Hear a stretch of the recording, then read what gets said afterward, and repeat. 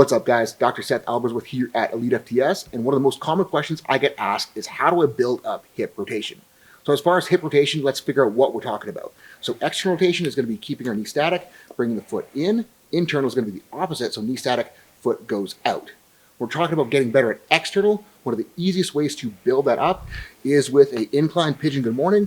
We're going to get into a modified pigeon pose on an incline bench, foot at the seat, knee on the way up. And all we're going to do is we're going to hinge down into the hip, driving ourselves into internal rotation. We're at the bottom, we can kind of move around and play with wherever feels the tightest, wherever feels the worst, and we can hang out there. And then even better, we can start driving the knee into the pad to pick ourselves up.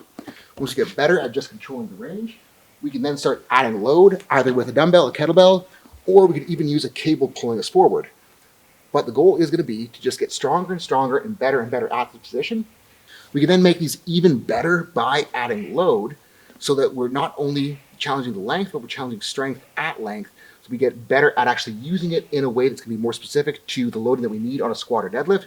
We can use a dumbbell, we can use a kettlebell, or we can use a cable pulling us forward. On the internal rotation side of things, it's going to be a little bit trickier to really begin to load internal rotation and move through it. One of my favorite ways to do it is with a single leg RDL, but the focus is going to be making sure that we're almost like pivoting around our hip to access internal on the way down.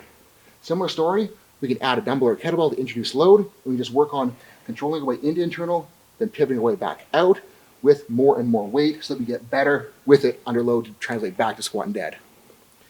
Another way we can load internal is with a split squat, guiding the leg into internal rotation.